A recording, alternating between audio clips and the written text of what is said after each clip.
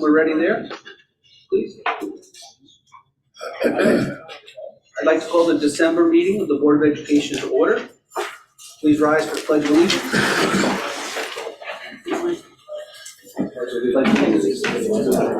United States of America, and to the republic for which it stands, one nation, under God, indivisible, with liberty and justice for all. Ellen, could you take a roll call, please? Mr. Berger? Here. Ms. Conway? Here. Mr. Corey? Here. Mr. Cronin? Here. Mr. Predis? Here. Mr. Ucalito? Here. Ms. Conway here. Mr. Kisco? Here. Mr. Knight? Here. Mr. Putnam? Here. Mayor Carbona, representative. Ms. Ferguson? Here. Ms. Harold? Here. Mr. Barton in place of Ms. Komazuski? Here. Mr. Pagola? Here. Mr. Petroselli? Here. Ms. Schulte? Here. Ms. Vians? Mr. Wilson? Here. I'd like to entertain a motion for the approval of the agenda this evening. So moved. Mr. Kisco, second by Mr. Predis, all in favor? Sue? Approval of the agenda goes. At this point, any new members or members that need to be administered the oath, I'd like to stand, and Ellen will administer the oath. Raise your right hand. So we have, They told me I had to do it twice. Yeah. no, you did it at City Hall? No, I did it with Rachel because I was in Ohio traveling for work. Oh, okay, so that's fine. I'm fine. Okay. Thank you. Oh, no, no, Okay, okay. not fine. Okay. What about It's that? fine that you're taking the oath here, okay. Patrick, did you You're do up it? too, yeah? You did? Okay, do you solemnly swear that you will support the Constitution of the United States and the Constitution? No. I solemnly swear and affirm that I will faithfully discharge according to law my duties as a member of the Torrington Board of Education to the best of my abilities, so help me God, or under penalty of perjury. Welcome.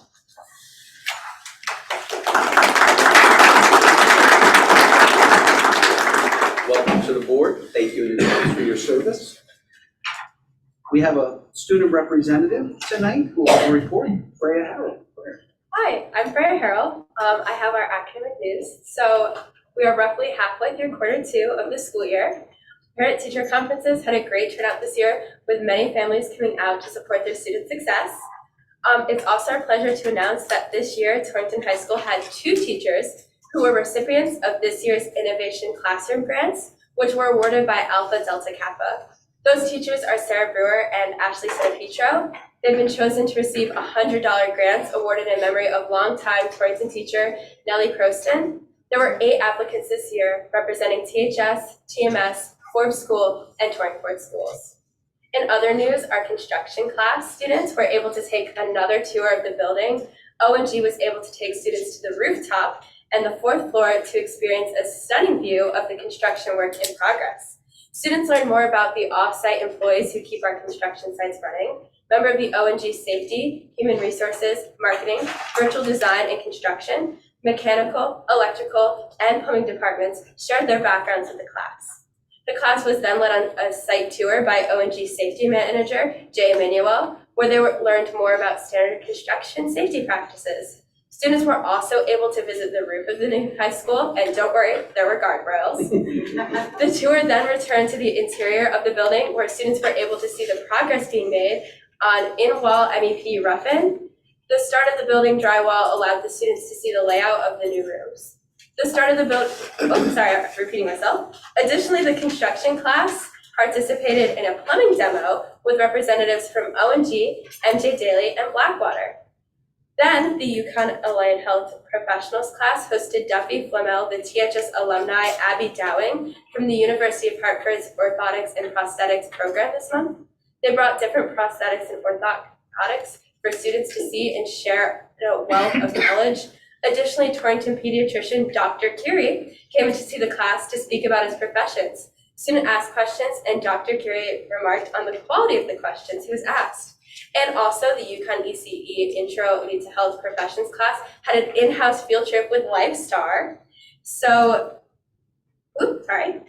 It was an exciting experience to watch the LifeStar helicopter land out on the practice fields of THS. I have no idea where I was in the building because I did not hear it or see it happen. Students were able to get an up-close view of the LifeStar helicopter and the opportunity to ask questions. And the superintendent, Wilson, was in attendance for the event. After an up-close tour of the helicopter, the personnel came inside to talk about their careers working with LifeStar and the Hartford Healthcare. Then onto the JRTC. The JRTC cadets visited Keystone Place in honors of Veterans Day. The color guard presented the colors, and then the cadets played Family Feud with the residents. Our THS choir and JRTC traveled to 3 of our elementary schools to perform for their Veterans Day ceremonies, along with holding a Veterans Day ceremony here at THS. And we are happy to announce that our THS JRTC Leadership and Academic Bowl, or JLAB team, has made it to level 2 in the national competition. To make it to level 2, they had to be top 50% of teams competing in level 1. And about 716 teams were competing, and our team came into the top 358. The THS team consists of team captain Jared Merriam, Jose Martinez, Madeline Montero, Jalessa Millwood, Gabriel Mazzacane, and Nick Borgia. The team will now compete to hopefully make it to level 3 in January. Then there's Torrington, which was a hit this year at Torrington High School. And then for those who don't know, Torrington is an annual THS fundraiser that's organized by Robert Lesser. This year, Mrs. Volunas, Miss Mack, and Miss Baccio won the event, and over $600 was raised for Friendly Hands Food Bank. Then the Torrington High School Music Department was contacted by NBC Channel 30 about recording the THS String Quartet and Choir for their Christmas special to be aired on Christmas Day. Channel 30 came into the Torrington High School Library to record both groups. Then there's also the THS Music Department's Winter Concert Series, which was a hit. The band and orchestra put on a fabulous performance on December 7th, and our concert choir and chamber choir performing just this past week on December 14th. Students and family came out to support the student performances. THS is extremely proud to announce that Connor Sullivan, THS Director of Choir, was selected as SBO Magazine's 50 Directors That Make a Difference in 2023. Additional congratulations go out to our own THS teacher, Armando Zarzu, who received the Outstanding Peruvian Award 2023. Given by the Consulate General of Peru in Hartford. This award is given in recognition of his work of several decades as an adult education teacher in Hartford, where he has taught hundreds of migrants and United States children. His commitment to the validity of the culture, values of Peru, his support to the young Peruvian university students who come to study a degree in Connecticut, and for his tireless work to promote solidarity with the most humble in the Kanash region. Then THS science and technology teachers have been working with Professor Sharon Yuski on many fronts through a National Science Foundation grant. This grant was written to engage TPS students and educators in STEM activities to increase interest in the area. Through this grant, students were provided with direct college laboratory experience, and on November 10th, students were given the opportunity to perform research on soil in the town of Torrington. They conducted research for the C-phages program, which is a national program that is trying to identify new bacteriophages, which are a virus that invade bacterial cells.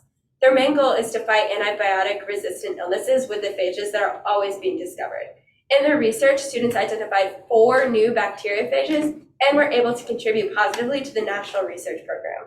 While in the lab, they also conducted tests on the soil to identify antibiotic-resistant bacteria in the same soil and submitted their research to a university program gathering data to evaluate if the presence of antibiotic-resistant bacteria in soil is correlated to antibiotic-resistant in local hospitals. Not only did students get to learn new biotechnology skills, but they contributed to national research. Students were able to decode the genomes of bacteriophages and publish the results in scientific journals. We have a few students who are considered published authors because of this work. As a result of the work done for the past few years, Professor Geske and THS teacher Miss Norridge will be publishing a journal article in the JAT publications in 2024 about the results and implications of the grant. It is with great pleasure and excitement that we congratulate THS teachers Jamie Mack and Catherine Haas as they were selected as a Long Island Sound School. This designation is a testament to their dedication and commitment to enhancing ocean literacy and fostering a healthier Long Island Sound, making Torrington one of the 5 schools in Connecticut to receive this $5,000 grant. Then there's Torrington High School's Student Theater Department, which has an entirely student-led musical currently being produced called A Year with Frog and Toad. based on the children's books Men Know and Love by Arnold Lobel. Both cast and crew have worked extremely hard on the show, and I can say that, I'm directing them, and are very excited to put it on. The show dates are January 4th, 5th, and 6th at 7 p.m. in the Little Theater, and all age groups are welcome. Thank you for listening, and this concludes our Torrington High School Board Report.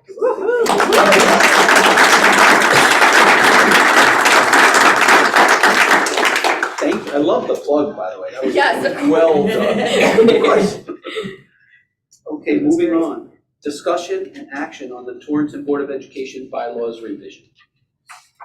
Thank you, Freya. Thank you. I love your enthusiasm. Thank you. I love what the school has to offer. That's great.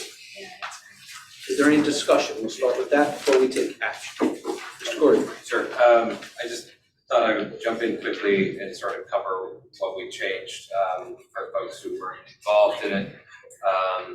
So we had a discussion with the sort of the impending change in leadership of the board about the responsibilities that entails, the amount of time, and what could be helpful to the board and the public schools in terms of its leadership structure. So we are proposing, and you'll see in red the new additions as well as strike-throughs for what was there. We're proposing to give the board the option, but not the obligation, to appoint co-chairs of our organization here, and sort of outline some language for how that would work. That's the biggest change, and again, the board has the option to do that, but it doesn't have to do that. We also changed some of the language, anytime it's board chair to chair or co-chairs.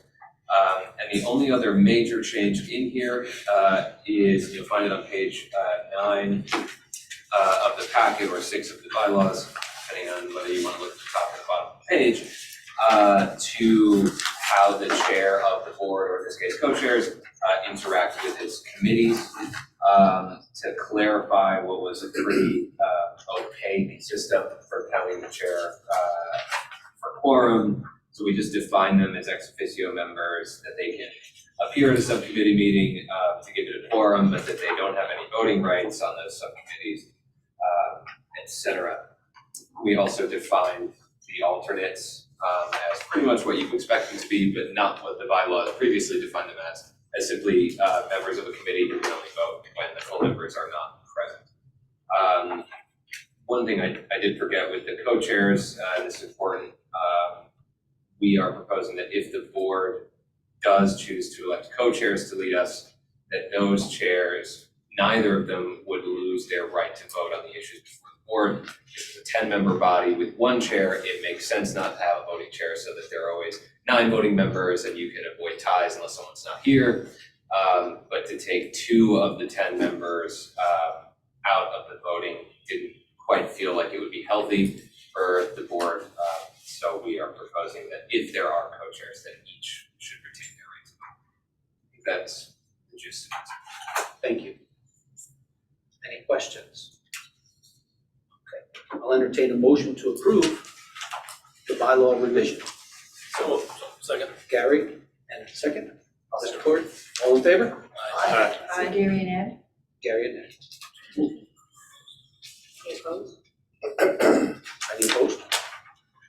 I thought I heard all ayes, but yes, thank you for, no, thank you. Thought I heard ayes. The ayes had it, thank you.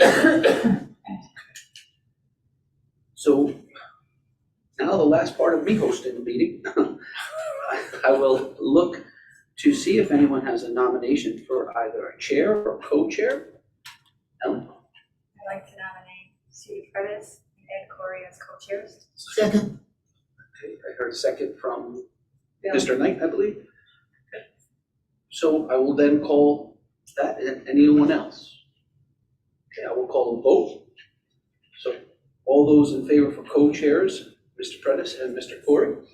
So we have to do it as an individual, so we have to go around, I apologize. Mr. Corey? Aye. Ms. Conway? Mr. Cronin? Aye. Aye. Sue? Aye. Mr. Knight? Aye. Ellen? Aye. Kisco. Aye. So we have a new chair and co-chair. Congratulations. All right.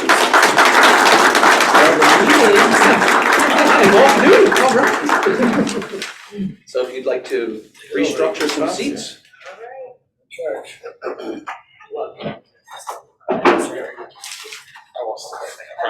I think everyone He's not the first. shift down to the right. Oh, I'm down for one. You said you want to shift them? Should I got a chair in there? Yeah, I got it. I got a chair. I'm getting a chair. Lovely friends here. Congratulations. Say no. I know.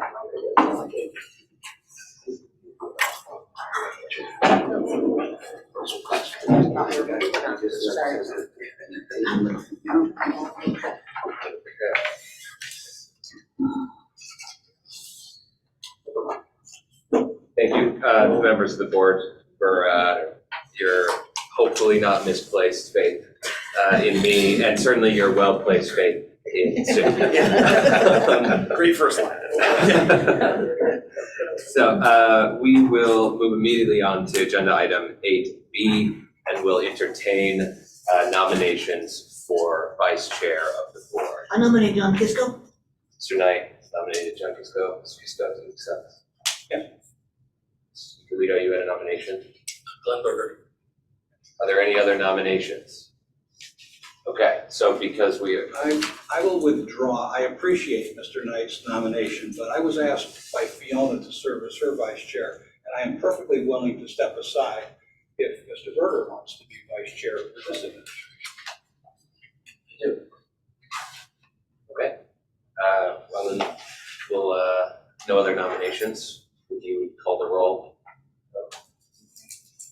Mr. Berger? Yes? Ms. Conway? Yeah, your vote. Aye. Ed? Aye. Patrick? Aye. Sue? Aye. Gary? Aye. No. John? Aye. Bill? Aye. Jeff? Okay, Passes. so with 8 votes in favor and 2 votes against, congratulations, Mr. Berger, vice chair of the board. Congratulations. Thank you.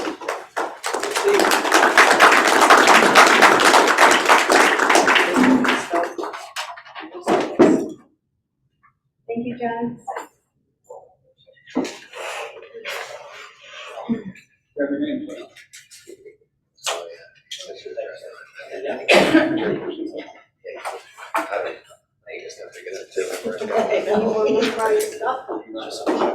Right. Okay, moving right along, congratulations, Mr. Berger, thank you for your willingness to serve, and I'll have a few more words to say at the end of our meeting, but for now, I simply thank Mr. Kisco for his years of service on the board's leadership team, and we're happy that he's still going to be on the board with us, even if he's now far away. We'll move right to agenda item 8C, and we will entertain nominations for the board's secretary. Mr. Conlon, I'll nominate Ellen Ho, second. Second. Ellen, do you accept? Yes. Are there any other nominations for secretary of the board? Any other nominations? Okay, with that, Ellen, you can call the roll. Mr. Berger? Yes. Ms. Conway? Yes. Mr. Corey? Yes. Mr. Cronin? Yes. Mr. Curtis? Yes. Mr. Polito? Yes. Me? Yeah, okay. John? Bill? Aye. Jeff? Here. Unanimous. Okay, Congratulations. congratulations, Ellen, and thank you for doing keeping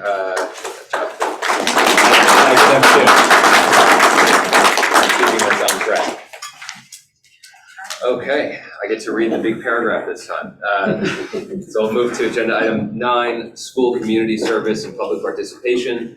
The board invites members of the community to speak on topics to be addressed in the agenda or on other topics of interest. Individuals wishing to make comments are requested to fill out the speaker sign-up sheet, including your name and address, which must be stated at the beginning of your comment. The board will not allow comments regarding specific staff members, parents, students, or personal grievances. Courtesy is expected in this limited public forum. The participating time will be limited to 3 minutes per person and 10 minutes overall to guarantee the efficient operation of the entire meeting. I have no one on the sign up, but if anybody in the audience has made a last minute choice to come and speak with us, we'd be happy to hear from you. Great. What's that? Is there anyone on? Do we have recognitions? We do. We do. We'll do recognitions. Excellent. So Freya tipped our hand here, but we are going to recognize Mr. Connor Sullivan for being recognized as the 50 directors who make a difference. And this concert was amazing. So Connor, come on up.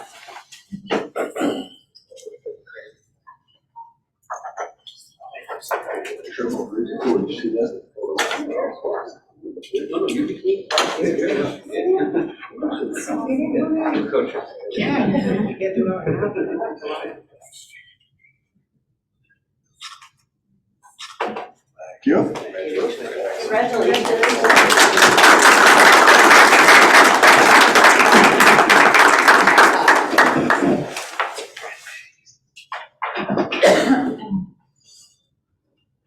Agenda item 11, information sharing session. So we will start with superintendent's report. Mr. Wilson. Thank you. So I always love when we have a student rep, because a lot of the things that they share are the amazing things going on in the building. And it's a lot that I share, so it's great that it's duplicated. But a couple other things to highlight. You know, we had a Veterans Day ceremony in all of our buildings. Members of our central office team were able to go out and about, attend the ceremonies. Obviously, at the same time, we couldn't all attend each and every one, but it was a real nice showing to go and support. What a terrific way to get to honor all of our veterans who served our country so proudly. So we can't thank our veterans enough, and the schools did a wonderful job honoring them and recognizing them. We also want to recognize our band, orchestra, and choir at the high school for their wonderful performances. Sue and I were able to attend, and they were phenomenal. What an amazing and talented group. I wish I played an instrument or sang, but I don't, so I have to go and cheer them on. You threatened to say. I did. Connor told me no, that's why. There's still time. I want to recognize Ms. Gellermino and the cast and crew of Rudolph. What a fabulous show. If you didn't get a chance to see it, I can tell you it was awesome. My wife and I had a blast. It was really a ton of fun. And if you don't like Rudolph and that doesn't get you into the spirit, I don't know what else. Thank you. Thank you for finishing that. I'd like to send a personal invitation to Mr. Knight and Ms. Conway to come in and have a meet and greet session with me and ask me any questions that you'd like and anything that I could share with you. I had offered that to all the other board members back in July when I started, so I offer it to you as new board members, and thank you again for your service in advance. Also, special thanks to our TMS Orchestra. They visited and performed for our area nursing homes today and spread some holiday cheer. They also even were able to make a nice pit stop over at Central Office, and I know all of the team at Central Office was very happy to have them, and it definitely helped lighten the mood. And as has been the case, as I've shared with this board, Sue and I and members of the Central Office team continue to go around to each and every one of the buildings in order to see the great things by our students, teachers, and administrators, and we couldn't be prouder of all of their hard work and dedication. Really just energized in the classroom each and every day. So it gives us new energy to do what we do, and I'm always happy to share that with the board to give you the energy to do what you do to support all of our students and staff in the district. And with that, I just wanted to wish everyone a very happy holidays. Thank you. Any questions for the superintendent on his report? Okay, that's we'll move right through to the human resources report. Thank you. So you have the report in the packet.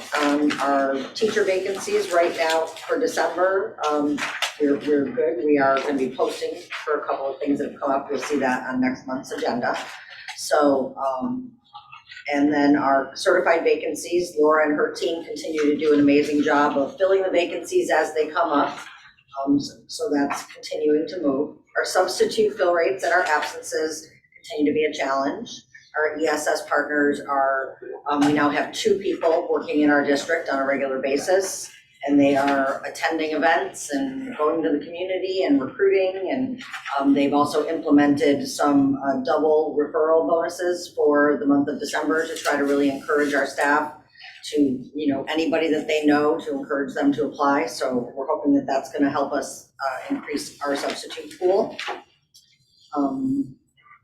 As far as other updates at the bottom, we are gonna be doing our HR site visits for January again. And we're gonna be doing our engagement exchange, which is gonna be kind of like, they call it stay interviews, but we're calling it something different so that it's more positive. So we're gonna be planning those visits out at the sites as well and kind of doing those one at a time and see how those go, just so that we can really get out there and talk to our staff about what they love about Torrington so we can capitalize on that. For wellness, we have been having the massage chairs out at the sites, so I think the schools that have had them have been appreciative of them. We have 2 more schools left to go, one tomorrow and one on Friday, so I hope that the staff has enjoyed that benefit that we've been able to provide. And we have our engagement platform up and running with our wellness partner, Wellness Concepts, and our first 2 on-demand webinars were pushed out to the staff, The Power of Positivity and Master Meal Planning. So, and I sent the email out this morning again, kind of as a reminder, and we did get 26 more people who jumped onto the platform today. So I'm just gonna keep sending those reminders out so that people can sign up for that. And then once you sign up for the platform, then you'll get the emails on a regular basis when the new videos are kind of featured. So, so that's new and that's exciting, and hopefully everybody likes that. For my caught being awesome, I wanted to recognize HR Generalist Takina Walker, because as we've been getting recommendations for candidates for certified and non-certified staff, she's done an amazing job of selling what's awesome about Torrington to make sure that when people have multiple options of where to go, they're choosing Torrington. So I just wanted to recognize her for that. And Mr. Wilson talked about the Veterans Day presentations, and I heard they were amazing at all of the schools, but I was fortunate to attend Vogel, so I did want to recognize Rachel Placentino for planning that event at Vogel, because I found it to be very moving. But I know all the schools did amazing, and I heard they were amazing, so everybody should be recognized to recognize the one that I attended. So on the second page, you have again the numbers about the subs and where we are with the subs, and the numbers have pretty much stayed consistent. And our turnover and our breakdown of the different categories for absences. So if anyone has any questions, happy to answer.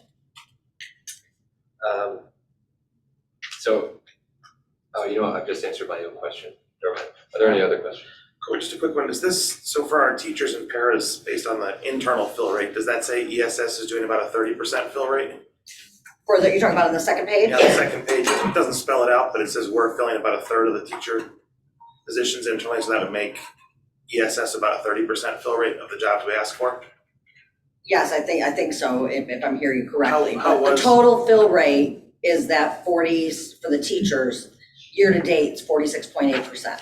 And So of that 46.8, we're filling Yeah. a third, so that makes ESS about, I was just curious how that's, if we've seen an improvement since switching to ESS based on these numbers. if you look at the comparative data, because I'm actually doing that on a regular basis with the ESS team when they're in the district, which like I said is 3 to 4 days a week that they're actually in the district, and then the other 1 to 2 days they're actually out in the community recruiting.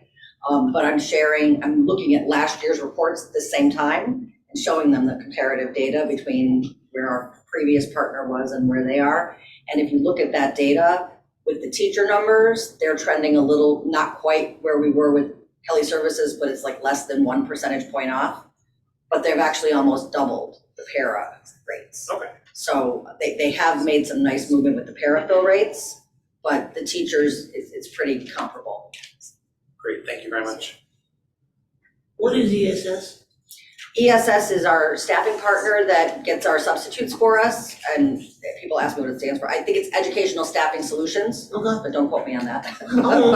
But they recruit and provide substitutes for our teachers and our paras in the buildings. Nice, I'm just trying to get myself. Sure. up to speed. Yes, absolutely. Any other questions from the board for Kim? So I just have one last thing. So I'm looking at the breakdown in your chart here of what the absences are, right? The vast majority, of course, being sick and daily absences, with a good chunk being long-term. And I'm not asking you to do any extra legwork for this, but do you have a sense of are the absences that we're filling tending to be, the long-term, the personal day stuff we know about in advance? It's There's a higher percentage of the long-term ones that are filled than there are of the daily ones, because there's a very large number of those daily sick absences. The last time, and I haven't looked at it in the last couple of weeks, but in my previous data, over 30% of our daily absences are coming in like within an hour of the start date. And so by that time, all the subs that are in the pool, like for ESS or whatever, if they're working in multiple districts, they've already picked up jobs in other districts. So if our staff are putting in their absences within an hour or two of the start date, we're not gonna get candidates. So, you know, we can get the absences in earlier than later. Like I said, if you're not feeling well before you go to bed, put the absence in at night, then call us to cancel it if you're feeling up to it. That would have a better chance of getting a substitute. Thank you. So our next item is special education. So in our chart here, for the month of December, our total overall for pre-K to 22 in district and outplace, we had an increase of 7 students. In district K to 12, we had an increase of 5 students. Our pre-K went up by 3. Our in-district 18 to 22-year-old Torrington Transition Academy stayed the same as it did for our continued outplacement for 18 to 22-year-old students. And are currently outplaced by PPT K to 12, that went up by 1 student. The agency place court DCF number stayed the same, and the amount of students receiving special education that go to a magnet or parent choice or BOAG school went down by 2. One cool thing that Laura's going to be doing coming up is she's going to be bringing in some different representatives of different programs that we have in the coming months. I personally am very excited, especially to have Ms. Gillette come in to explain our Torrington Transition Academy. She has done a fantastic job up there, really growing that program. Every year it gets better and better, and just compared to where it is from when I started here a few years ago, we are leaps and bounds where we were, and she is very excited to share what her program does with everyone else. And then after that, we have Ms. Kalaki who will give an update to where our talented and gifted program is. There's some other different people that will be coming in over the coming months as well. This might be for the superintendent and assistant, but 24 kids added to the total population in 1 month. Is that what that's saying, TPS total student population? So where might that, do we know where that came from, or is that an anomaly, or are we seeing that consistent? I don't remember month to month. There's this all year. So that's our total change. Oh, For this the is- month. That's all year. No, it's from. No, for the next month. Oh, there's one for For the the month. 20, That's our total That's change all, for the okay, month. you're right. Yeah. For the month. So in terms of, is it normal, not normal? I don't remember. With any students that have been coming in, you know, whether it's a new student to the district or whether it's a new special education student, it comes on, you know, people moving and people. So what I will say is that while that number is high, obviously for the month, we did also see an uptick in registrations as well for the month. So I think it does correlate to the uptick in registrations parallel anyway. And in order to be prepared for it, I wouldn't be able to say specifically, is there one specific area or one specific reason? I do think it's just because of an issue of people coming and moving in and our uptick in registrations. I will say that, you know, obviously Steve represented the change well at each of the levels. Being aware and knowing that when students transfer into, at least if we know and we're prepared because they have a document that follows them, it helps us to provide the services as quickly as possible for the student. So Yeah, I wasn't even referencing the sped issues, I meant overall 24. yeah, we've had a bigger number with just overall enrollment this month, so the 24, while it's high, I mean, our number this month has been pretty high just in overall. We have a sense of, you know, like for a while, like immediately after COVID, it was the city of New York was giving people rent vouchers to move out of the city. Specifically. Well, yeah, they said one of the areas they suggested was our area. So do we have a sense of whether there's like a specific driver of the overall enrollment going up, or is it just something we can't really identify? I would say we just couldn't identify. We definitely monitor it and see how we move in January and to see if there's patterns. I think that's a great thing to observe at this point. It wasn't anything that stuck out at any of us. how the ebbs and flows went, right? Okay, great. Thank you. You're welcome. So in the past, the board selected to, for expedience's sake, not verbally give liaison reports, but just accept them into the record and receive them via email and go over them themselves. If the board as a group is still interested in doing that. They're going to share. Oh, they're coming then. Yeah. Yep. So we're gonna Oh, do that. okay. They're gonna share. You're all on the clock then. Do we have an order that you'd like to call out? That's up to you and the coach. They're all ready to rock and roll. Yeah, they're. Mr. Putnam called them out last time, and Mr. Berger did as well, so it's nice that they're all here. So we have Vogel Wetmore first in the packet.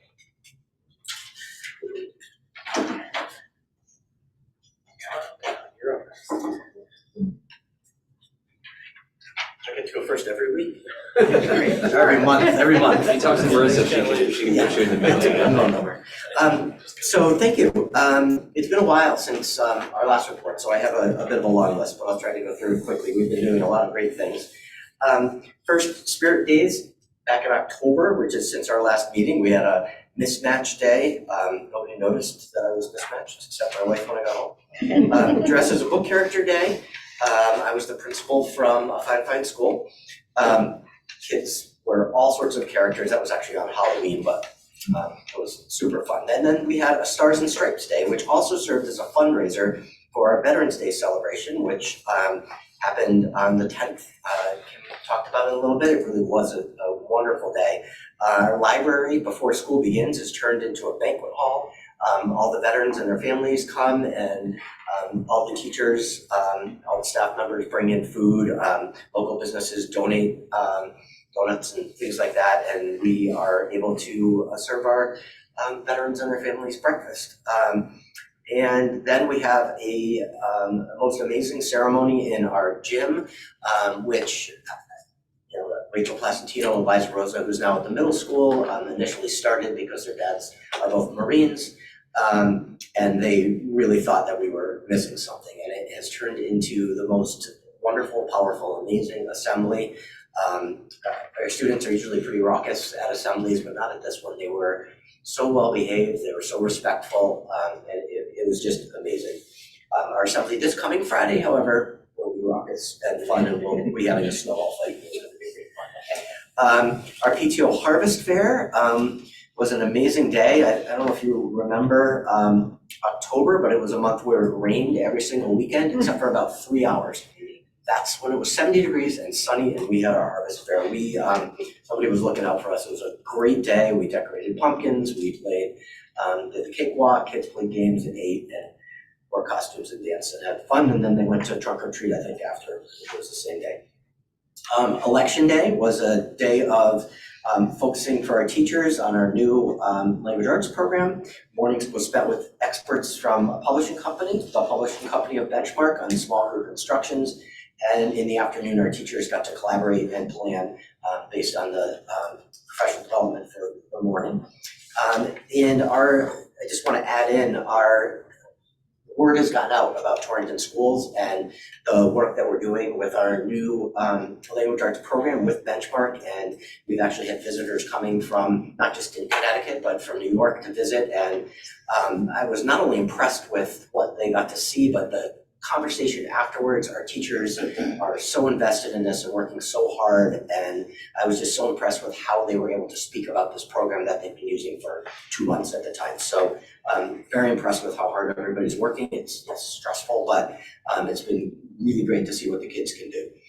November conferences were wonderful. As always, our parents were in the building. We got to see them. My favorite part was when they leave with smiles. It means they had a good conference with their teacher, learned a thing or two about their kids, and they're smiling. It's usually good things they learned, so that's nice. Our new playground that you may remember I've talked about a bunch of times is in and installed. The only thing we're waiting on is wood chips, and that is tomorrow. So after tomorrow, kids should be able to play on our brand new playscape and 6 new swings and new things to climb on and slide on. It's great. And we kept all the old stuff too. So thank you. Thank you.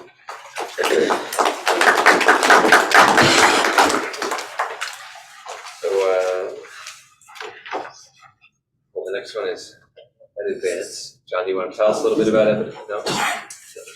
I don't like No, yeah, well, it's in order. necessarily having things read to me if they're in front of me, I don't like doing that. But I will emphasize that the executive director, Jeff Kitching, is leaving after 8 years, and we will spend the spring finding his replacement. Pretty important role in area education, so we have to get it right. It's like the superintendent at Advance. It requires the same certification. The job is different, but also in so many ways the same. Right. A lot more autonomy if you are the executive director of Advance. No board of finance, board of directors is essentially their equivalent to the board of education, but because of the way the organization is run, there's less nonsense with this board, and there's no board of finance. Right, that's huge. Stick up. Next one is hard to read. It is Southwest.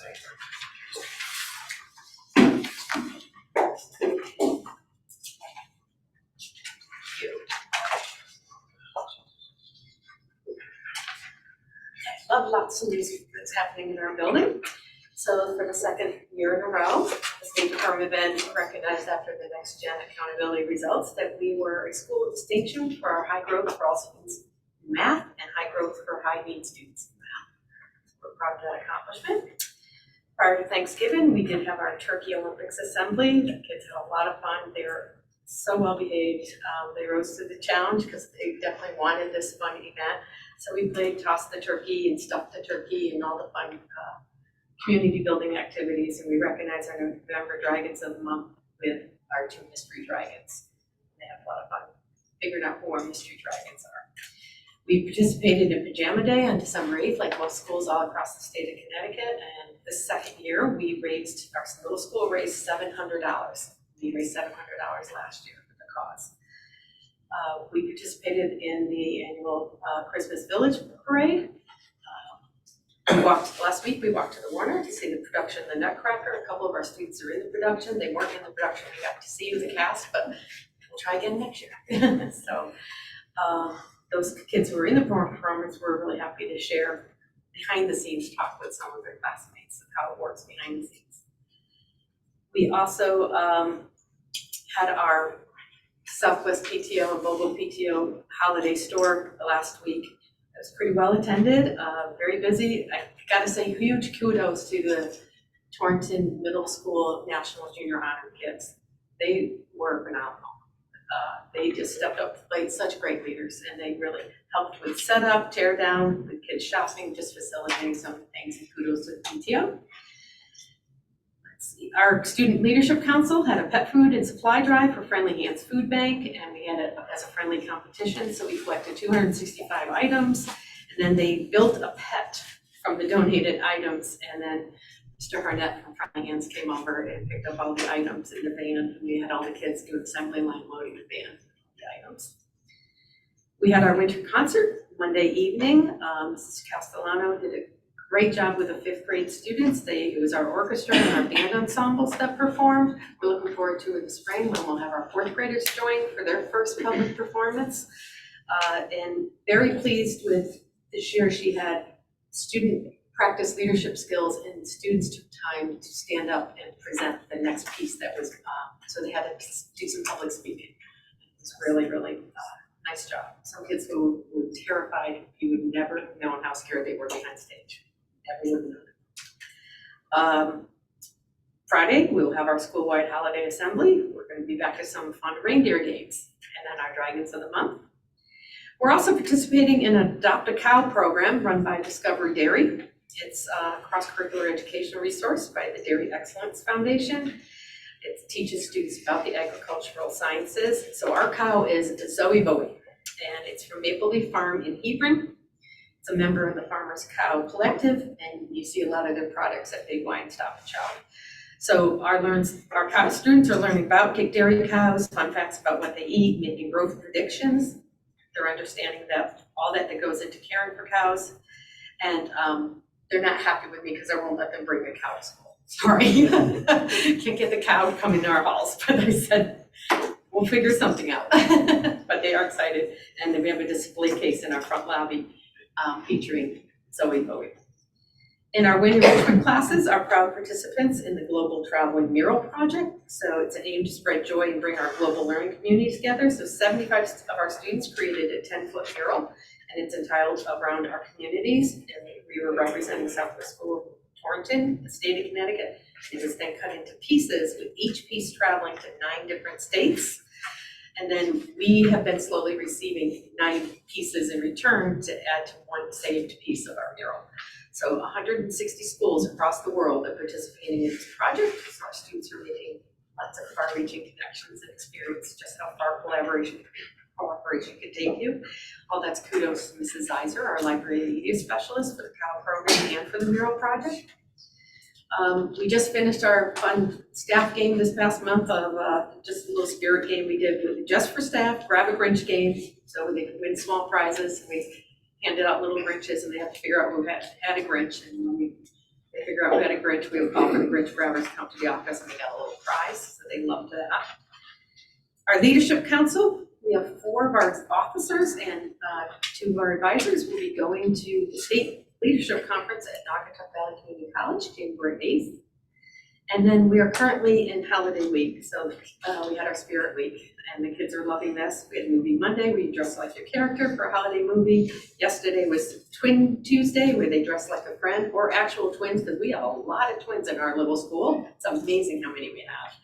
Today, Whiteout Wednesday, show your snow spirit. Tomorrow's gonna be Thoughtful Thursday, dress like a gift and be a gift to others. And gotta have an ugly sweater day. The student council had the ugly sweater day for Friday, so we close the week with ugly sweater day. So thank you. Thank you.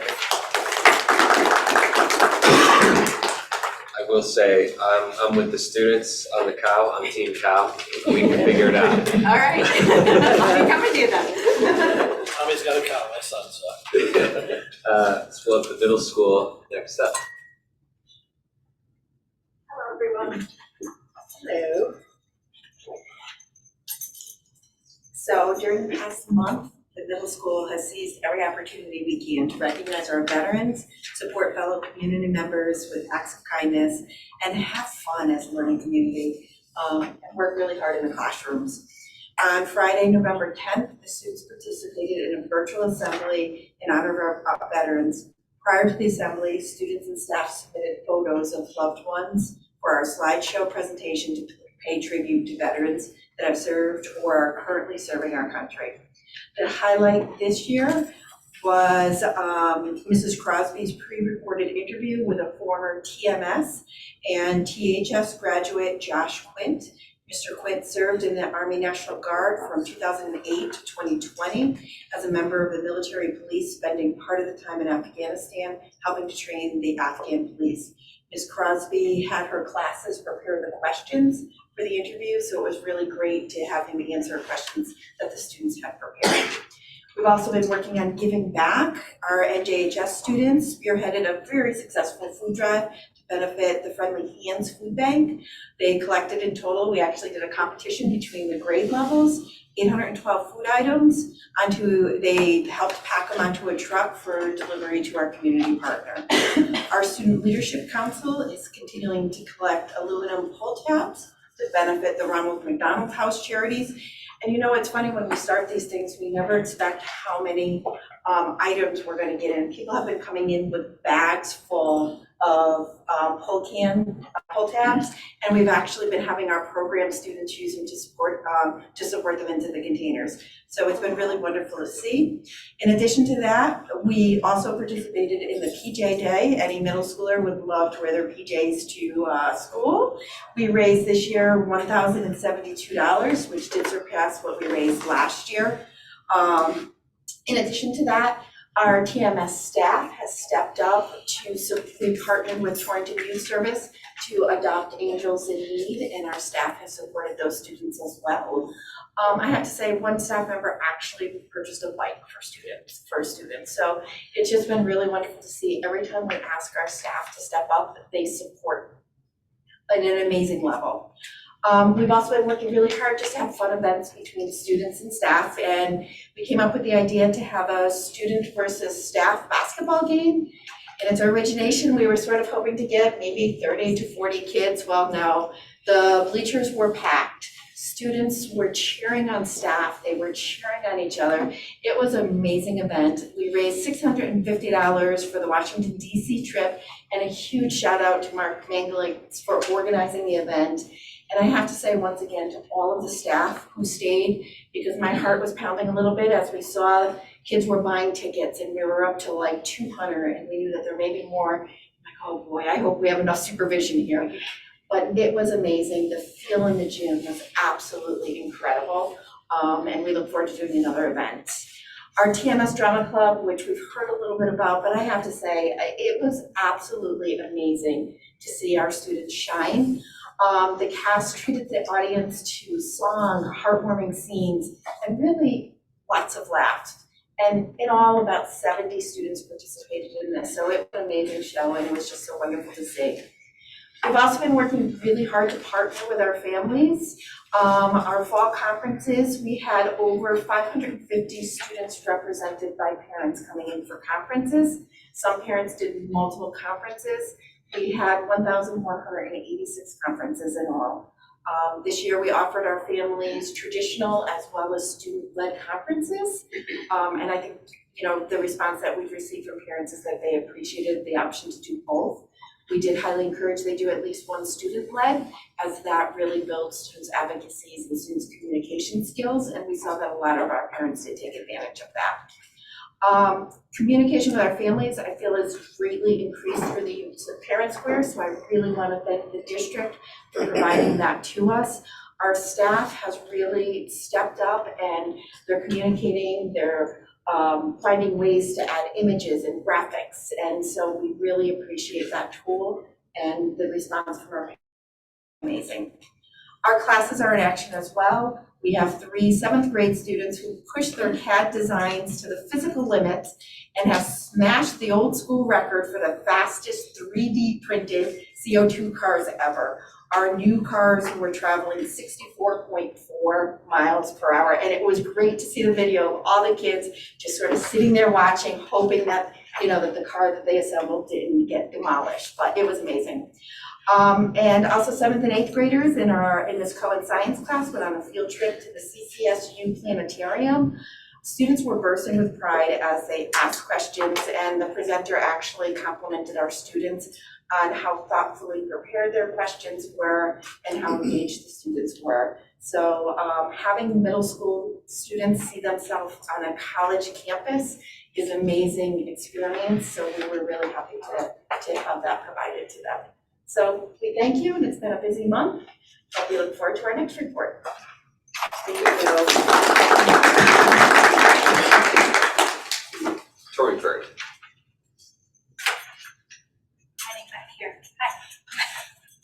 Mine's a little shorter because I did present to most of you at the school improvement committee meeting in November. So you can have a little bit more background on what's been happening at Torrington.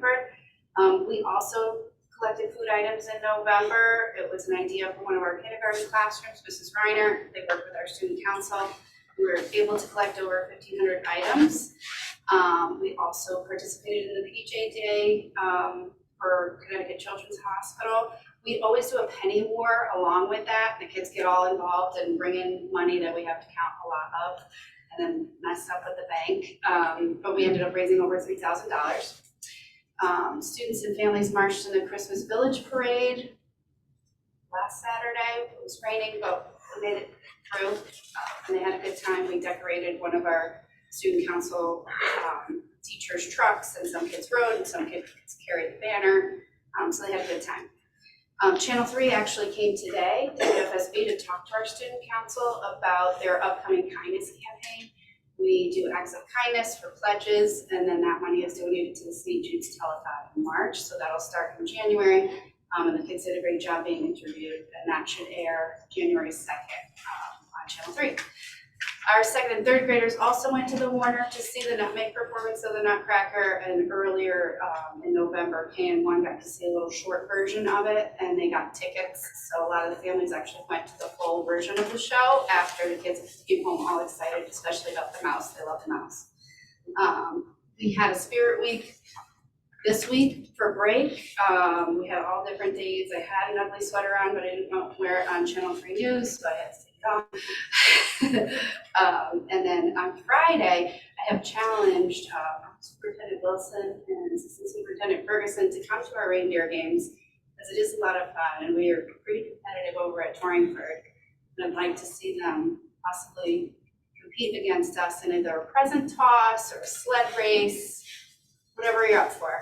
See you at 9:30 on Friday. We're always up. Okay, good. So they've had a lot of different things this week for Spirit Week, as far as different apparel, a door decorating contest that people went over the top. Today's Ugly Sweater Contest winner actually built a tool inside of her shirt so she could make the snow globe snow come up, so she breathes into it, it lights up, and it was very, again, very competitive at Torrington. Pre-K Voices at Torrington was working with Donna Labby to get a grant and working with special ed to build a pre-K playground. And that money was approved and things will be shipped, and we'll start building that playground in the spring for our 3 and 4 year olds, because the playground equipment that's at Torrington is too big for that. It's built for 5 to 12 year olds, so that will be happening in the spring. Additionally, we have a 5210 grant that we applied for a seesaw to go along with that. And our current literacy unit is Government and the People. So Mayor Carbone came by this week to talk to our third graders and teach them a little bit about Torrington government. And additionally, we're able to use some virtual headsets to take a virtual tour of the White House. So really brought that literacy unit to life for our students.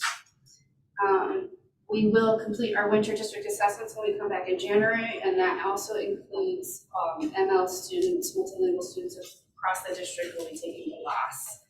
So lots of testing coming up, but that'll help us plan as far as interventions and supports that we need. The first trimester progress reports went home, and we also had parent conferences that were very well attended.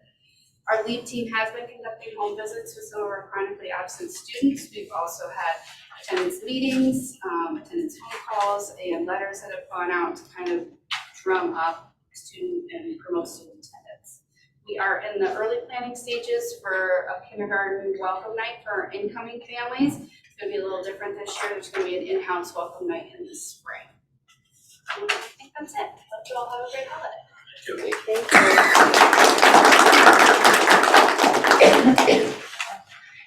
Thank you all. Wait. It's not in your bag, it's there. I'm sorry for forgetting about that. My apologies for not getting that in time to make the press. That's all right. Guys, it's great to see you. I'm so proud of the work that our team at Forks has been doing over the last 6 to 8 weeks. It's been an interesting journey for sure. We've been a very busy school and very active.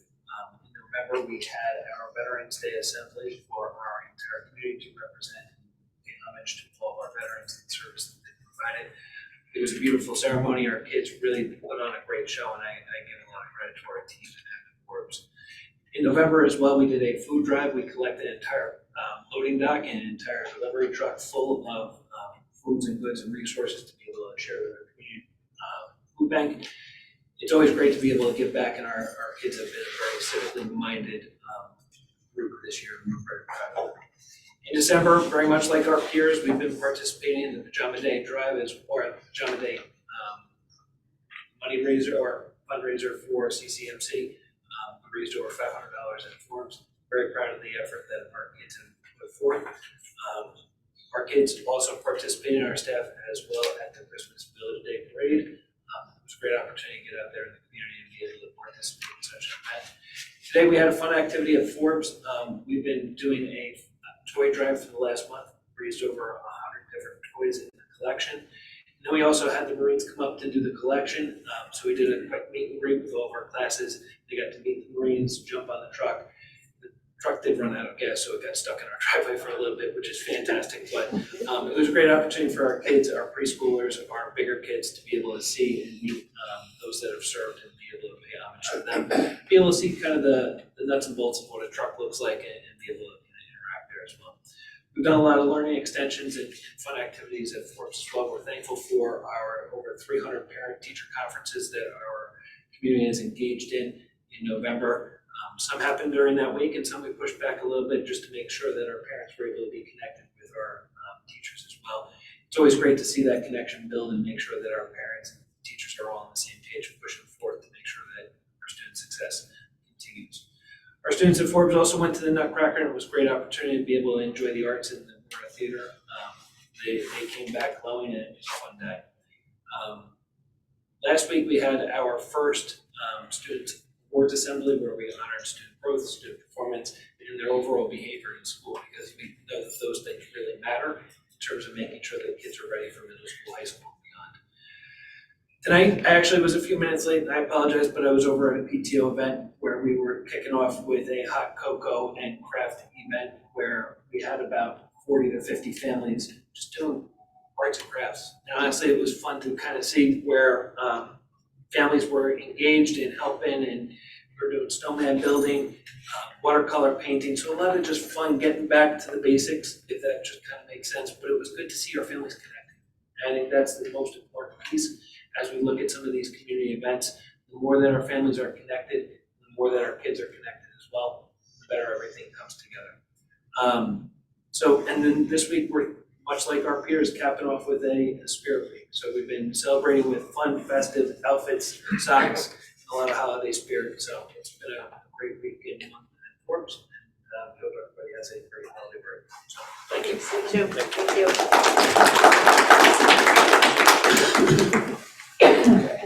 And of course, our student representative shared all kinds of updates with us about the high school, so you have an easier evening. But like I was saying earlier, thank you all. I know it's a little bit of an adjustment. Instead of having to sit there and listen to us drone on, you have to come and speak with us, but we certainly appreciate it. So with that being said, we'll go to item 11B, the monthly financials. The budget committee's of course gone over them, but would you like to add anything more recent or maybe a brief primer on them for the members of the board who are here now who weren't able to be at the budget meeting? Absolutely, sure. And those are some great stories, and I'm always suspect when financials follow great stories like that, but I'll keep the mood going. So we did go over in the budget committee meeting with a lot of granularity over things, and we're looking good at this point in time. School, I would like to extend the offer to the new members. If they take up the superintendent on his invite over, I'd be happy to sit with you and go through the financials with you and answer any specific questions you might have at that time. But nothing to call out at this stage of the year. And we're looking pretty good, and we're deep in budget season right now, so that's what we're working on currently. Do members of the board have any? Just one quick question. I can do it after the meeting, but it's easier to probably discuss it during the meeting quick. And somebody came to me this week and asked about the Torrington Symphony. Maybe go look into it and think about what happened. I guess they were denied the use of the facilities, or it's like $4,500. But they've been getting free for 20 years, I guess. I don't know what the protocols are these days. I know it's been free for 20 some years. It's changed because the rules have Torrington changed. Symphony? What do you mean? Can you give us some Torrington background? Symphony. Okay, was the high school, were we using it? No, they were using our space. Oh, they were using our space, So okay. I couldn't answer the question, so it can be discussed between everybody as to, they can't afford the $4,500. And I asked Fiona, but until she was done today, she said, well, if they haven't been paying for 20 some years, then maybe you should discuss it amongst yourselves. They can't afford to pay that, and I don't know if they should be. I don't know if they should be. But I told them to bring it. Nonprofit? They're nonprofit, but the rules have changed as to how we use nonprofits, but I said because they've been doing it for 20 years, I guess they use the music room and they don't utilize some of the staff, the way the arrangements they made. Yeah, nobody knew about this. I knew no history, so Maybe you can study the history Yeah, we'll and definitely look at it. Right, so we'll touch base about it. Thank you, Kerry. Any other questions from Mr. Petrozelli from the board? Okay. 11C, field trip, location change to Foxborough, Massachusetts. Right, I will, sure, thanks. This is really just an FYI. The board had approved a field trip of Mr. Splutstozer that he takes every year. It was, the original destination was Hanover, New Hampshire, but the organization that's hosting the event has moved the location to Foxborough, Massachusetts. Because it's an out-of-state field trip, I just wanted to bring it to the board so that you were aware of the change. It says here, everything else is the same Everything else structurally. is the same, it's the same event, it's just, they moved the venue, yeah. Great. Any questions regarding that? Okay, moving right along. 11D, policy number 4061, increasing educator diversity plan. And do you want to take that one that was brought to policy and? Sure, yes. So the policy update is reflective of some new legislative updates that occurred this year. And the name, it's a policy that we've had in existence before, but we have now changed the name to align with the new legislation. And they have added in just some components about reporting that we now have to do to the state, which our increasing educator diversity plan is due to the State Department of Education on March 1st of 2024, and the state has provided a template for us, and we'll be submitting that, and we'll bring that to the board before we submit it. The board will have to see it, so you'll probably see that in February. So the only material adjustments are just statutory ones. Correct, and everything else, if you looked at the old policy, is almost identical except for those couple components, so. Great. Is this from Shipman? Yes. Any questions regarding that policy? Okay. 11E, the capital plan for 2024-2025. Tell us about that. So you want me to? Sure. Sure, so this is the capital plan. So every year we have to come up with a capital plan, have the Board of Education vote on it. We went over it in some detail in the facilities committee meeting, and we're bringing it forth to the Board of Education tonight to vote on it, and then we will have to go to the city to go through it with the city at a finance committee meeting. You don't have to correct me if I'm a little wrong on the procedural part of it, but so if anybody has any questions on any of the line items, between Dean and myself, we'd be happy to answer anything. We had, as I recall, and I'm ashamed to admit that I don't remember exactly what they were, but there were a couple of adjustments that the budget committee, well, questions, I suppose, about some of the numbers and projects that the budget committee had at the meeting. Were we able to tackle those in time? Yes, those edits have been made. Okay, that's probably why I don't see anything. It looks like it, because they're already there. Yep, thank you for bringing that up. Any other questions? I have one, on the turf replacement cost, I see that the $1 million is here. Do we know how much we actually have to date? Yes, so, great question. So, there's actually 400,000 in there, which I could physically see in the system, and then 200,000, which we presented to the mayor yesterday, as a matter of fact. They need to make that entry, so we'll have 600,000 in at some point in the next 30 to 60 days, whenever they actually make the entry. Okay. And then we're gonna go back to hopefully $100,000, depending on where we land the year, whether we have surplus or deficit, another 100,000.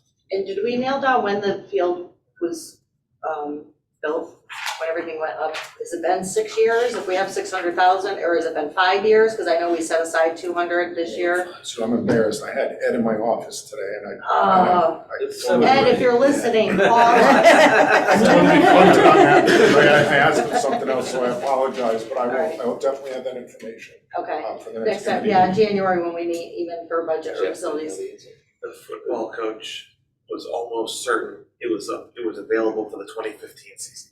Almost certain. Right. It seems like certainly, yeah. It's 7 or 8 years. Which, that's, Right, so that's why I wanna know for Yeah, sure, if it's I will 8 years, then definitely we're find out. short, and I think the money was set aside every year, so let's be sure. So the set aside you're talking about, Yes. has anybody ever got to the bottom as to whether the city was supposed to fund the set aside like they promised, or we've got to take it out of our surplus? Because based on our discussions, the building committee, the intent was, or the original agreement was, the city would set aside that money as part of the agreement to bring the field up here. I'm under the impression that we've been setting aside out of surplus. I think we need a real answer on that, because I was told by some of the original members of that committee that the agreement was, and the city signed an agreement, that they were going to pay for maintenance. Nobody seems to have an answer to that. But we've been taking the money out of our surplus, which has never been part of the agreement, according to some people on the building committee, which is causing concern. I'll be honest, I'm asking this question because we're proposing, possibly in a grant, to spend $5 million on another turf field that we, in my opinion, we as That we can't Board of afford. Education can never afford unless the city is willing to pay for it. Because that will probably be $200,000 a year. And we can't, in my opinion, we should be planning on our surplus to be set aside for a community field, because we don't have the money to do that. So it would be helpful in the next month or so, if somebody could, and maybe Mario can help or Ed can help, what the agreement reads versus what, versus what we've been doing, and do they align? Because I'm told they don't, but that doesn't mean I'm right. You're almost certainly right. So as I recall, and it was very early on, I was a new member of the Board of Education, so my recollection might be off. When we first started setting aside a portion of our surplus and asking the city to move it to the capital reserve related to the turf field, Ed suggested we do that because the city had simply not put any money into that fund. That's what I recall. And Ed looking ahead and saying, well, we've got some surplus funds. They're not going to put any money in there unless we have surplus money that we publicly suggest to them be set aside. And that may also be the reason why we're a year or so behind That makes sense. on the set asides, because they almost certainly didn't meet their year-over-year payment. Not that they're obligated to pay it year-over-year, they're simply obligated to pay for it at the end. It's just, responsible budgeting to set money aside every year. That's my recollection of what that looked like from the Board of Ed's side of things at that time. Mario just texted me. He was on the committee then. He said it was a grant to the city and the city is responsible for upkeep. The question is, has the field been turned over to the city yet? He says yes. No, wait, I'm sorry. That was another answer to one of my questions. The question is, has the field been turned over to the city? So that needs to be investigated. They own the whole property. Yeah, they own. The city was gonna turn the field over to the Board of Ed. No, we were gonna turn the field. So we'll continue maybe this discussion in budget and facilities at that next meeting. Yes, they got a grant, they agreed to do the upkeep. Right.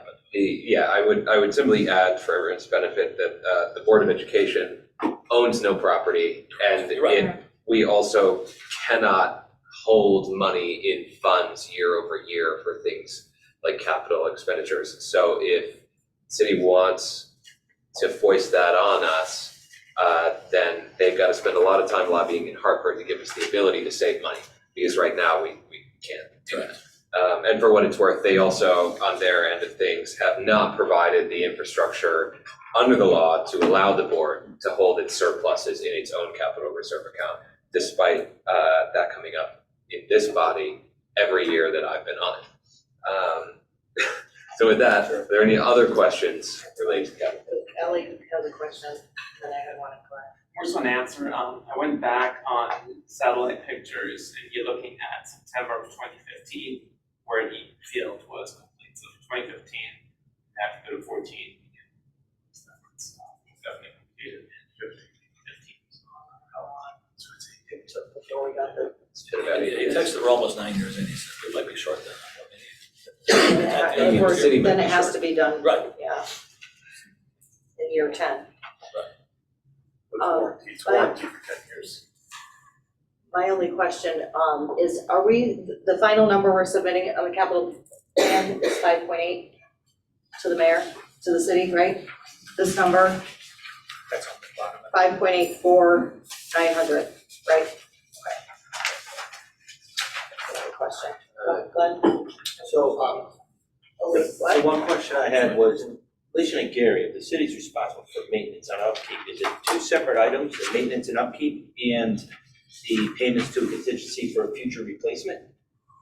Are those two separate items? Because we're also in our budget, I believe we do have a yearly maintenance contract on the turf as well.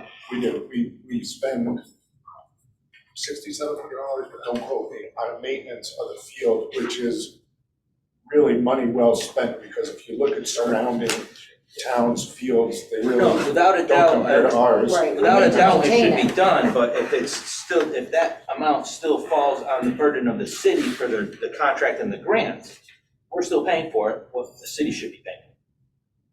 We're paying for That's that. the contract, that's the question. Right, so it's two separate things, the upkeep and maintenance yearly and the contingency payments. Right, okay. Okay. I don't see the IT capital budget here. Did I miss it?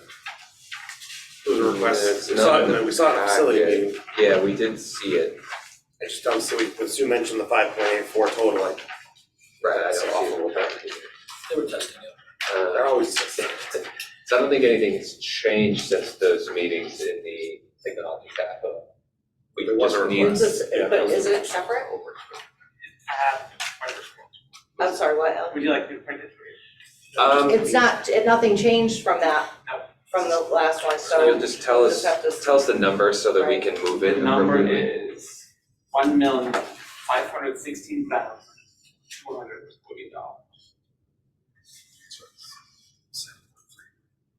And I think everybody has at some point seen it in their email, if you would like to take another look at it. And I was offered to print it or put it on the screen if anybody wants to see it tonight before we vote. so that's, yeah, so it's about 7.3. We just, yeah, so we'll have to Submit move the combined amount. We can move them in a combined amount or separately, as long as there's a vote of the board on the record in the right dollar amounts, Right. so that the Board of Finance can proceed with their end of things. Okay, last call for questions on the capital requests. 11F, budget schedule 24-25. This is the finalized one, agreed upon dates. And, we're into the budget cycle now, so And we've been actively, as we mentioned at the budget meeting, you know, there's a lot of homework that has to be done on all sides in order to streamline the process, you know, to the budgetary concerns. But I will say that our administrators and our department leaders have done a great job. We have been neck deep in meetings this whole week, as it is on our calendar, and we will conclude meetings this week. So we are actually, knock on some wood, we are right on schedule to where we need to be at a central office perspective in terms of budget right now, which is very exciting. It gives us plenty of time to prepare a very thoughtful budget before it gets shared with the Board of Education. Great. And my sense of the, on January 26th, right, around then, of course, you'll email it to the members individually. So your preference would be that members of the board, if they have questions, for you to send them to you as soon as they can in advance, so that you can be prepared to answer them all at the presentation. That is correct. Okay. And it'll help that presentation go a lot smoother, and then obviously we can discuss anything further that would come up, and you would have a clean copy by the next time. Thank you. Great. Yeah, that should make our budget binders hopefully a little less cluttered relative to how they've been sometimes. Anyone have any questions, thoughts on the budget calendar? Okay, we are almost done. Committee assignments, I didn't make this agenda, so I didn't think too hard about that, but. That was that, we were just going to put it out to the board that we have to look at subcommittee assignments again because we have new members, and it's that time of year. So if there are any subcommittees that you're specifically interested in sitting on, if you could let us know, just via email or text message, whatever works. There's no guarantee you'll end up on the committee that you're interested in, because we have to move it around a little bit, but we'll do our best to try to make that happen. So if you have any specific interest, let us know. And then we'll vote, we'll present it in January Yeah. to the board and to the central office. We'll work together on Usual that too. procedure is the executive committee gets together Yeah. and discusses. We can do it as a Okay. group, I think that makes sense Alright. as well. Perfect. Great, so we'll do that. And the last item here is 11H, the Board of Education Schedule 24-25. This is always a little bit of a process. We usually let something slip by, but it actually looks great.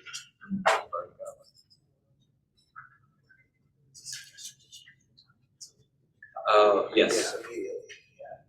So the thing that's immediately comes to mind is to schedule on nights when subcommittees meet back to back, to schedule the first one at a specific time and schedule the second one for immediately on conclusion of the previous meeting, which is, I think, possible as long as we package them when we post them, because we have to meet the posting requirement in the law, right? The Freedom of Information Act requires us to post it X amount of hours in advance.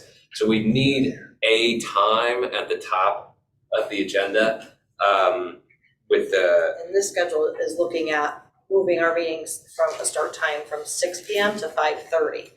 So we need to talk about that. And I understand that, I think it's difficult getting, some people have work and things like that. But we also have to keep in mind that all of our teachers in our central office are waiting around for us till 6 o'clock.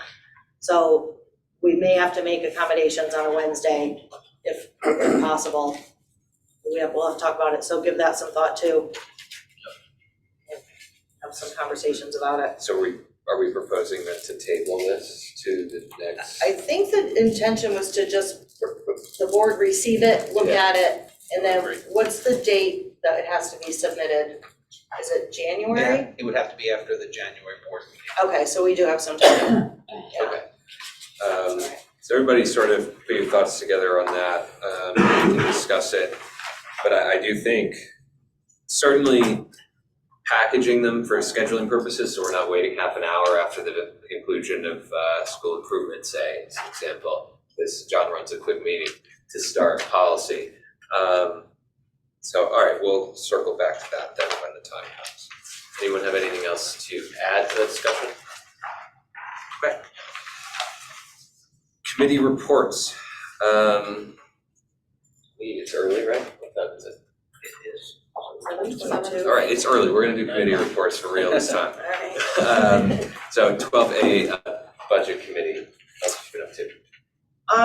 Aside from discussing what the calendar is going to look like for budget season, we've gone over the capital plan. That's been the focus the last two meetings, really. Other than what we've seen in the package that we have tonight, there's really not much going on other than gearing up for this budget season. Facilities, Mr. Vice Chair. Facilities, basically, Ally gave us great tech updates. We're getting a lot more traffic on Facebook and social media. We talked about our district phone system, about future improvements there. And for facilities, Dean and Superintendent doing a good job on both the capital plans for 2024, 2025, and executing the current year's 23-24 capital plan. That's really it. We talked about that and then executing our capital plan for this year. Great. School improvement. We heard a report from Torrington School, which accommodated us for that meeting.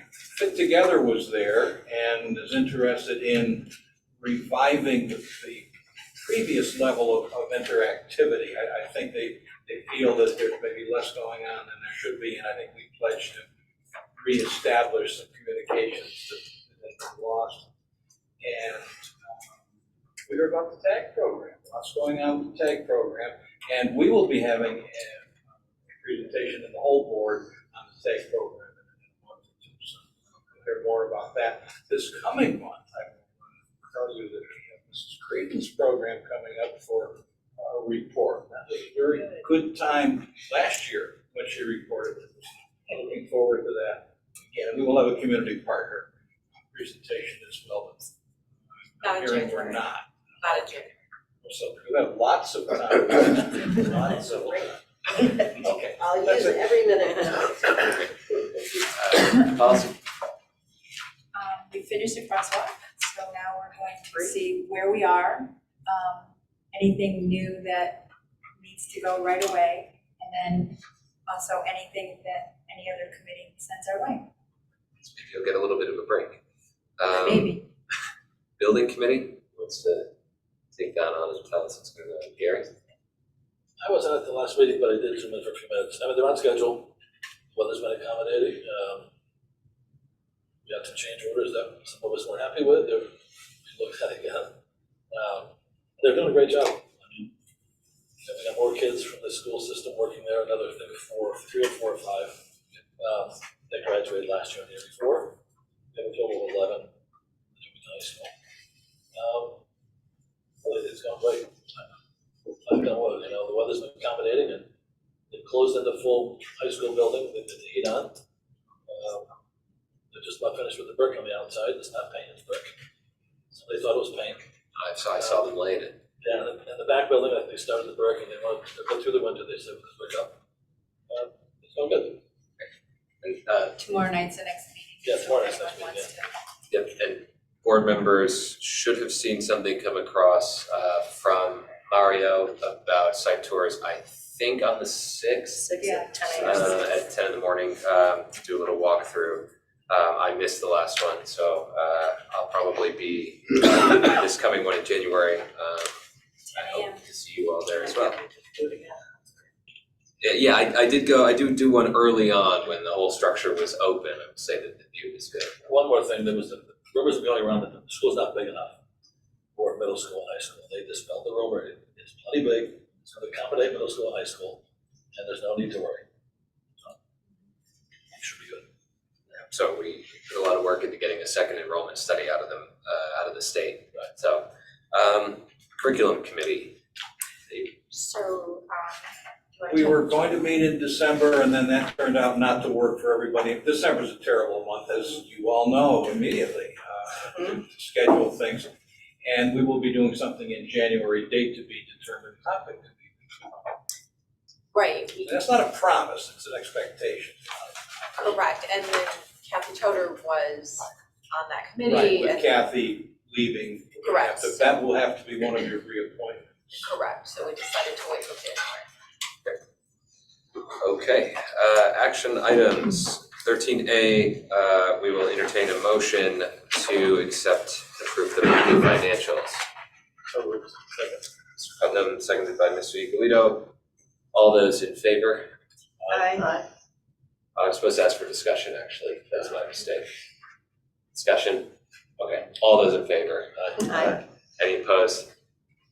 Okay, do we, excuse me for one moment, but I don't know that do we need to take action on the field trip, or is that just an update? It was just An update, but just that you're aware that it is a location change, I think, for purposes of the record. It's where they take an action. Okay, so certainly, so the superintendent's asking us to take action, so we will entertain a motion to, I suppose, approve the field trip location change to Foxborough. So moved. Any second? So Mr. Knight and Mr. Ippolito, any discussion? All those in favor? Aye. Any opposed? Any abstentions? Okay. 13C, we will entertain a motion to approve policy number 4061, the increasing educator diversity plan. So moved. Second. Moved by Ms. Hona, seconded by Mr. Kisco. Any discussion? Okay, all those in favor? Aye. Any opposed? Okay. 13D, the capital plan 24-25, we will entertain a motion to approve it as such. A second? Oh, yes, hang on, we'll have to amend your motion to add the dollar amount. 7,357,140. $7,357,140. Mr. Berger, will you amend your motion to add that amount? I would. So, Yulito, great. Any discussion? Is that the figure that was discussed earlier, or? Yes, Yeah, the it's the- regular capital plus the Tech capital. Right, we missed the tech in the packet, so we just asked for the number to make sure we could include it. But we have seen it at the committee meetings, it's just not physically in the packet here. First I've seen of this, I'll be abstaining. Okay, All right, so hold on, because Glenn has a different number. Can we just add those again? Somebody, chair's privilege, I used to do all that. I know, you were always just looking for the tech. Ally, what's your number again? 49,900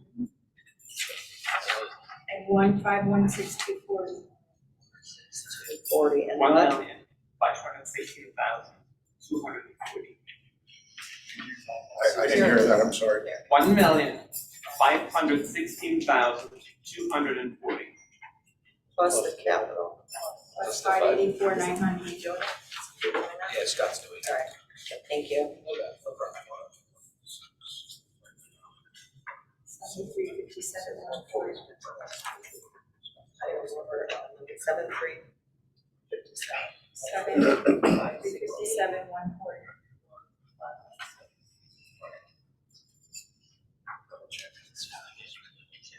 That's right. There you go, that's right. 5840900. 900. $7,357,140. Okay. Total. So the motion before us, just so we're all clear, is to adopt the capital plan inclusive of the technology capital plan in the amount of $7,357,140 as laid out in each respective plan. Any further discussion on that question? Okay, so all those in favor? Aye. All those opposed? And abstentions? Aye. That abstains. The motion is carried. Okay, I don't think we need to vote on the budget schedule, and we're not voting on the Board of Education schedule this evening. So we will entertain a motion to accept the board and approve the Board of Education's regular meeting minutes from November 8th, 2023. So moved. Is there a second? Second. All those in favor, any discussion? All those in favor? Aye. Any opposed? Motion carries. We will entertain a motion. Shouldn't there be exceptions? There should be two. Oh, I did not Are we go just over abstentions. Are receiving? there abstentions Aye. related to that? The two new members, Ms. Conway and Mr. Knight. Excuse me. We will entertain a motion as well to accept and approve the Board of Education's special meeting minutes, joint meeting with the building committee from October 19th, 2023. Second. Any discussion? All those in favor? Aye. Any opposed? Any abstentions? Aye. Two, okay.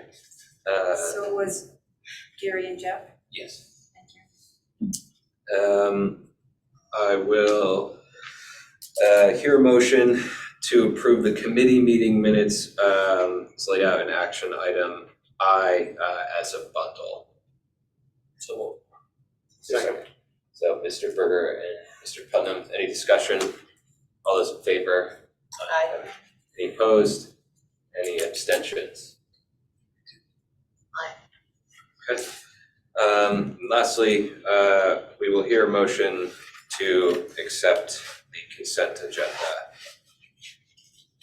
So moved. Second. Any discussion? All those in favor? Aye. Sue and Gary? Yes. Any opposed? Any abstentions? I don't know when other consent agenda is signed. It's always the very last page of the packet.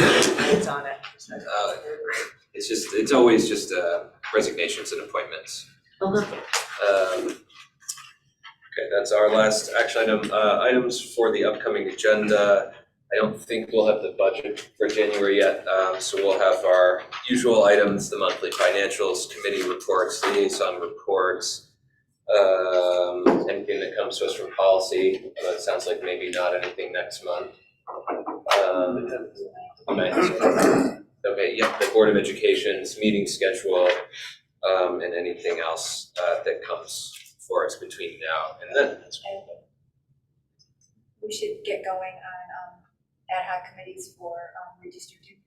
It really needs to be Yes. on the forefront. Yep. Yes, and I think So you would wanted to add a discussion about potentially forming an ad hoc committee related to insurance as well. Right. So we'll open that discussion at the next meeting, about that. hopefully.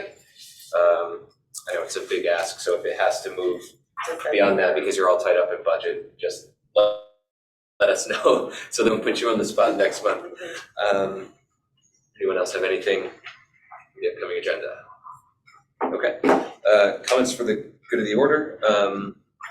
Suppose I shouldn't start, because that would be greedy. Ms. Conway, comments for the good of the order. Mr. Cronin. You did a great job, guys. Thanks for that. Good luck to the new leadership. Good meeting. Welcome to our new members, congratulations on the new board, and good meeting. Have a good holiday, everybody. I'd like to publicly thank former board chair Fiona Capabianca for her service to this board. I was a member when she became the chair, and while I didn't always agree with her on issues that she promoted, I couldn't quarrel with her. I couldn't quarrel with the way she handled the position or the amount of time that she put into it. Thank you. That's fine. Welcome members, executive board. Holidays. Super. Welcome new members, good luck. And nice meeting again. Well, thank you for having me. Welcome to our new members officially. And I did have a couple of things I took notes, sorry. Vogel Wetmore, Peter, the visitors that came to observe the new reading program, Yeah. that's fantastic. There's other visitors that came to other schools. They're just coming from out of state and to see that. We've gotten quite a nice response from people across Connecticut, from other states. We've had them at several of our schools. That's so great. They've heard all about how wonderful we're And doing it was here. the program that wasn't on the state's approved list. It is of now, reading. though. Oh, of course it is now. Of course It is. now. Yes. Good job, Mrs. Ferguson and Dr. Deacon. Yeah, December 1st was a big day. That's awesome. And then I just want to, I'll also personally thank, I'm a board member at Friendly Hands Food Bank. And I knew that there were donations going on through the last month, and we do struggle regularly for donations. We sometimes have empty shelves. So thank you to all of you for your efforts in bringing in the donations to the food bank. And we had a flood yesterday and 2 days ago and lost all the Christmas gifts. And a corporate sponsor stepped up and reimbursed and replaced everything. It's just, so it's been a struggle, but yeah, they did, somebody came and helped out.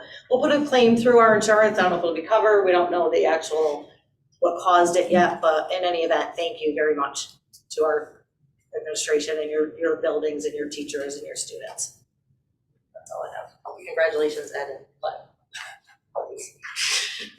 Allie, is there anything you wanted to add to the order? Welcome new members, happy holidays and good meeting, thank you. Marissa? Yes, me and the girls attended the holiday store at Southwest and they had so much fun, so great job to the PTO. I miss that, I love the holiday store. And they had so much fun seeing Rudolph at TMS, so that's all. Dean? Happy holidays. That's the good order. Happy holidays, everyone. Just welcome to the new board members and congratulations to the new board leadership. Great meeting. Thank you. Yeah, said, happy holidays. Yeah, happy holidays, everyone. Welcome, Kristen. Welcome, Bill. Congratulations to the new board leadership. Great meeting, happy holidays. I do just have a couple of quick things. I would echo Sue's comments. Really tremendous thank you to all of the hard work that goes on in the buildings to support our local community organizations, Friendly Hands, Fish, Youth Services, etc. I got more than a few Christmas gifts from Youth Services and from Friendly Hands when I was a kid. So I just know from experience that you're making a real difference for local families, many of whom are probably students in your buildings as well. So please thank everybody who helped on behalf of the board in your respective buildings as well. And I'd also just like to say a couple words about my friend John, who we're thankful is still on the board, and I don't want it to sound like we're at your funeral, but I really am thankful for your contributions to the board's leadership team since I've been on the board. So I think you may have already, no, you were the vice chair. At my first meeting, you became the vice chair of our board. So my entire time on this Board of Education, you've given your time to its leadership team. And I can't thank you enough for your thoughtful leadership on that. And of course, thank you to Sue for agreeing to put up with me as her co-chair. And to everybody around the table and in the audience for putting up with quite a few slip-ups tonight. Hopefully my second meeting will be a little bit better. Did great. Thank you. And with that, I think we are done. Yep, we will hear a motion to adjourn. So moved. Second. All those in favor? Aye. Who was second? We are adjourned.